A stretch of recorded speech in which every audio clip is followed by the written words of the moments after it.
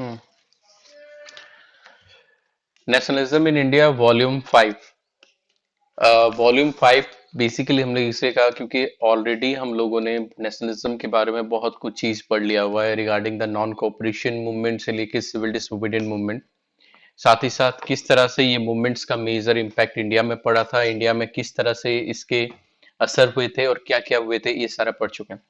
Last class में हम लोगों ने पढ़ा था कि limitation of the civil disobedient movement हम लोगों ने पढ़ा हुआ था कि सिविल डिसोबीडिएंट मूवमेंट का लिमिटेशन कहाँ पे था, किन लोगों ने पार्टिसिपेट नहीं किया था। स्पेशली हमको देखने को मिला था मुस्लिम्स पार्टिसिपेशन कम हुआ था, दलित ग्रुप से पार्टिसिपेशन कम हुआ था।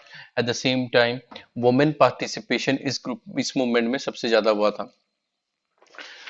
इसके बाद ये मूवमेंट बंद होने के बाद अगर हम लोग देखें तो कोई पैक्ट अगर साइन हुआ था, that was the Poona pact that was being sign between B R Ambedkar and Mahatma Gandhi, जिसके अंतर्गत ये हुआ था कि लेजिस्लेटिव काउंसिल्स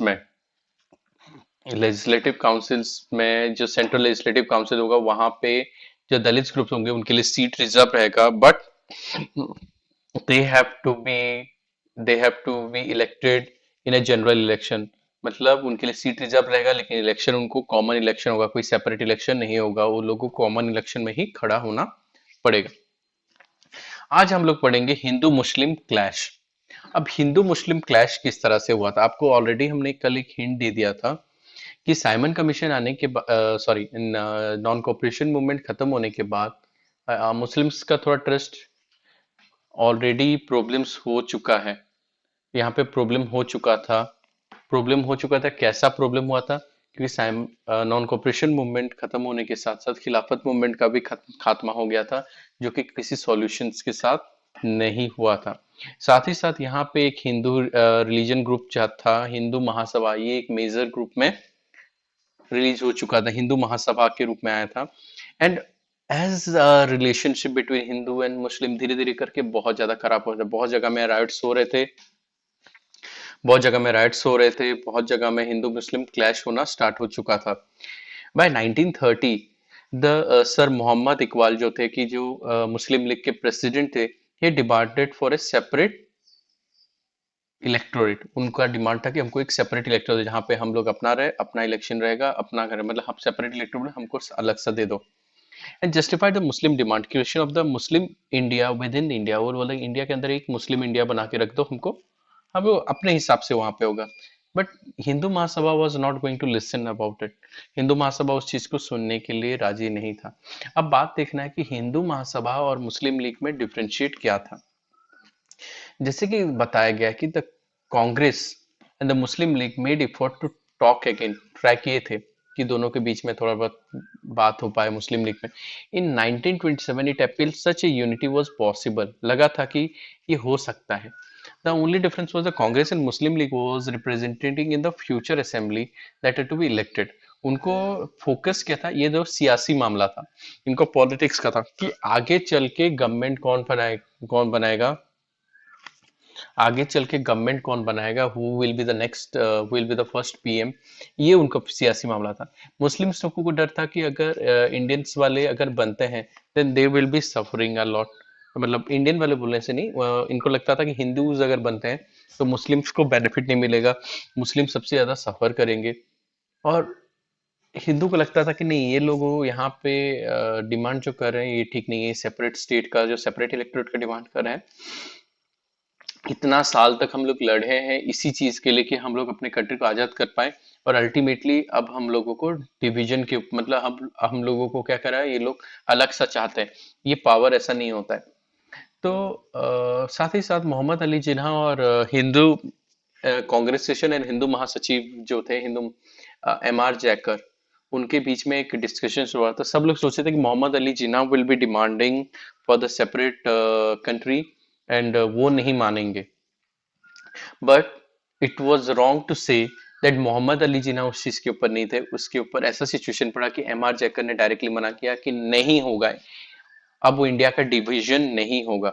मोहम्मद अली जिन्ना दो चीज के ऊपर डिमांड किए थे कि अगर दो चीज डिमांड कर दो तो उसके हिसाब से वो एग्री कर जा रहे थे कि इंडिया डिवाइड नहीं होगा। क्या था कि Muslim were assured reserve seat in the central assembly, central assembly में मुस्लिम्स के लिए रिजर्व सीट होना चाहिए, जैसे कि दलित्स के लिए था वैसे मुस्लिम्स के लिए भी रिजर्व सीट होना चाहिए।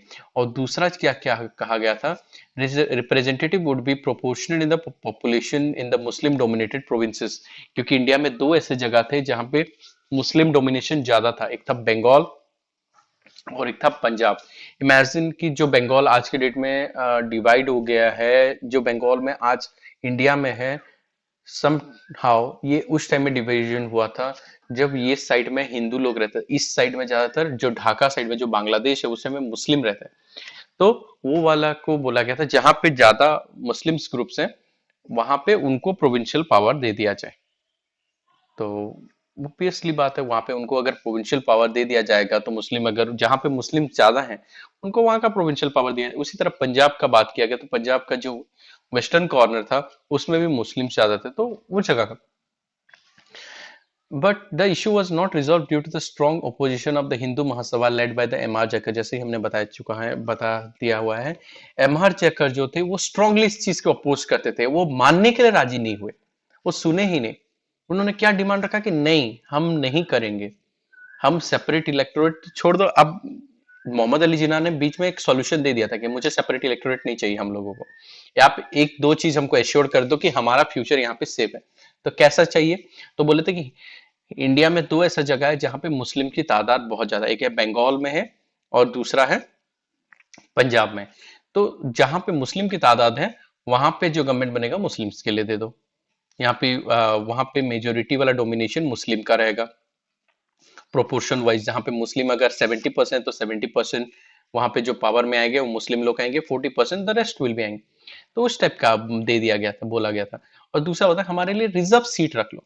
एम आर जैकर जो थे वो ये एग्री करने के लिए राजी नहीं थे, वो बोले नहीं ये ठीक नहीं है, इंडिया को हम लोग ऐसा तुमको तुमको क्यों रिजर्व सीट दिया जाए। तुम, उनका उस टाइम फोकस ये चल रहा था कि भाई तुम लोग तो आउटसाइडर्स हो, ये हो, बहुत सारे गलत ऐसे आर्ग्यूमेंट्स हुए हैं।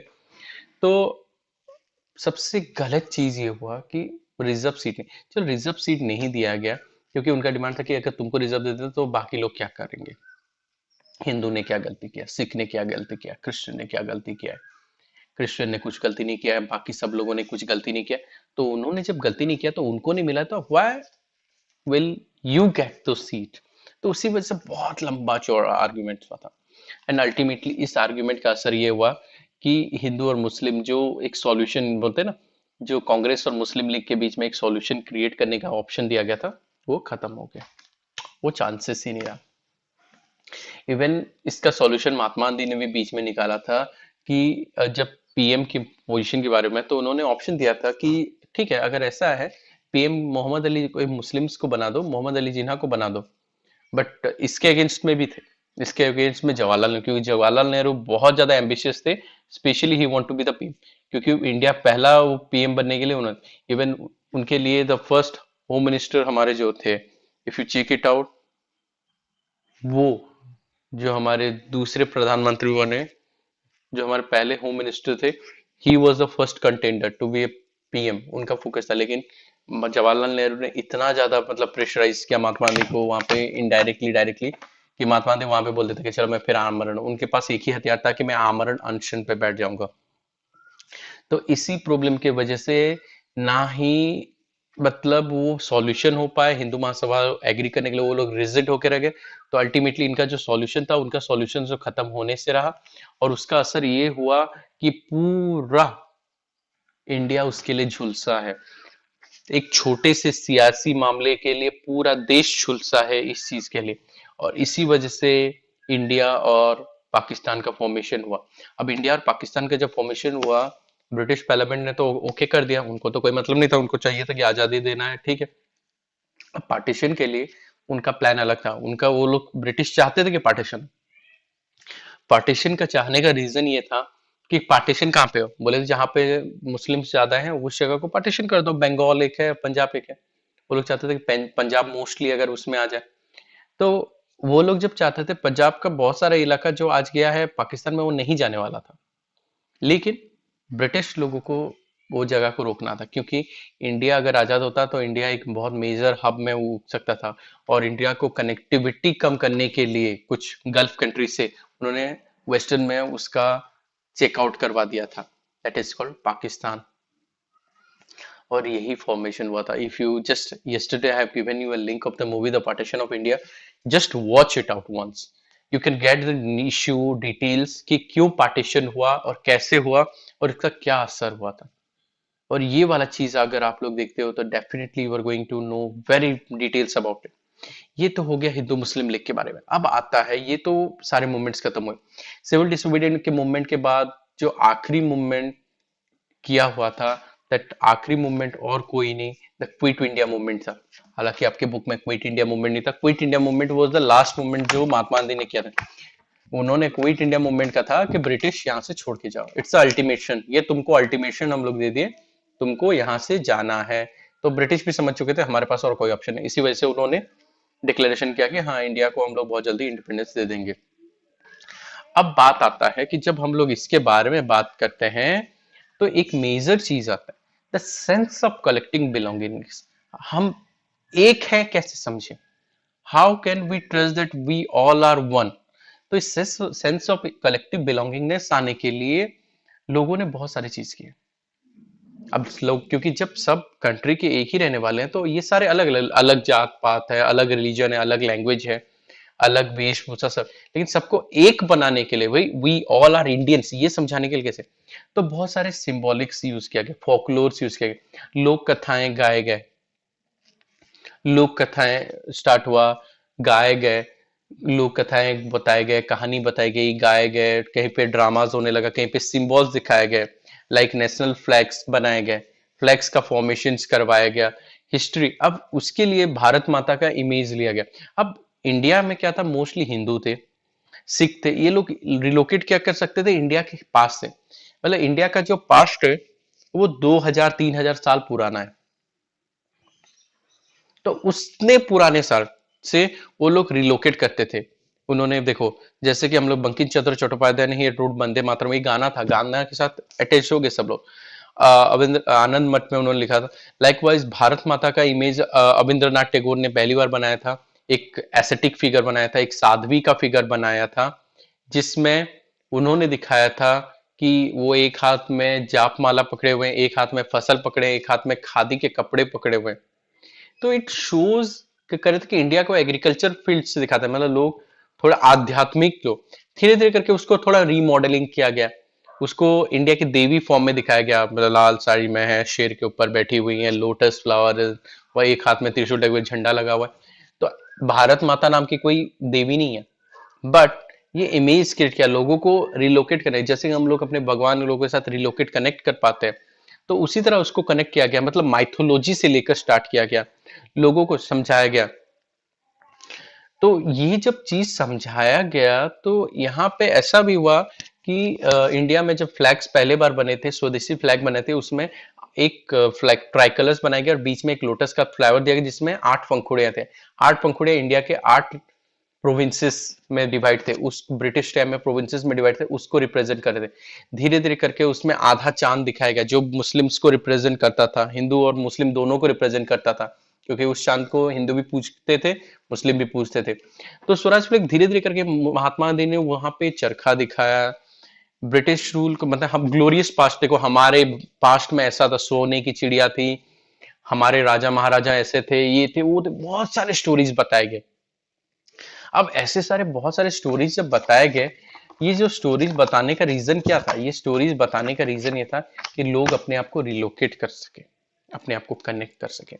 लेकिन इस कनेक्शन पॉइंट में एक फेलियर पॉइंट फिर से आ गया था, गाने में, फोकलोर्स में कनेक्ट हो गए, इमेज के मामले में, भारत माता के इमेज के मामले में, या फिर लोक कथाओं के मामले में वो लोग कनेक्ट नहीं हो पाए थे, स्पेशली द मुस्लिम्स। क्योंकि मुस्लिम्स, जब हम लोग को बताया गया कि मुस्लिम्स लोग यहाँ पे ज्यादा साल पहले नहीं आए थे, मुस्लिम लोगों को आए हुए 400 से 600 साल हुआ था। और इंडिया का जो सिविलाइजेशन के बारे में जो बताया गया 2000 साल पहले, 2000 साल पहले हमारे देवी देवता से लेकर उस टाइम के राजा महाराजाओं के बारे में बताया गया। अब मुस्लिम्स को तो आप उनमें कनेक्ट नहीं कर पाओगे ना, तो उनको लगता था हम लोग यहाँ पे इंफीरियर हुए हैं, somehow some have feel that we have connected, क्योंकि ये यहाँ पे हिंदू आइकोनोग्राफी को देखा गया, मतलब हिंदू कल्चर से ही फोकस करवाया गया, वहां पे यूनाइटेड करने का फोकस या पाया कि हिंदू के आइडिया से आने रहा था। और कांग्रेस इतना ज्यादा उस टाइम डेवलप करने का भी रीजन था कि उनको सपोर्ट किसका मिला था, महात्मा गांधी का मिला था। तो महात्मा गांधी ने चैनलाइज किया था कि suffering into the organise and united movement for the independence. Mahatma Gandhi ने ट्राई किया था कि बाकी सबको चैनलाइज करे, सबको एक तरीके से करे। बट आखिरी के कुछ साल जब इंडिया आजाद होने वाला था, उस टाइम बहुत ज्यादा सफरिंग हुआ, और उस टाइम महात्मा गांधी के हाथ से भी क्या बोल सकते हैं, रस्सी छूट चुकी थी। उनके हाथ में भी उतना कंट्रोल नहीं था। No doubt people do respect, क्योंकि आप लोग अगर शायद नहीं जानते, इंडिया जब आजाद हुआ था, Mahatma Gandhi was not there in the celebration, वो वहां पे नहीं थे। He was there in different place जहाँ पे राइट्स हो रहे थे। जब इंडिपेंडेंस के लिए बात हो रहा था, साइनिंग हो रहा, वहां पे भी वो नहीं थे। वो किसी ऐसे मीटिंग में नहीं बैठे।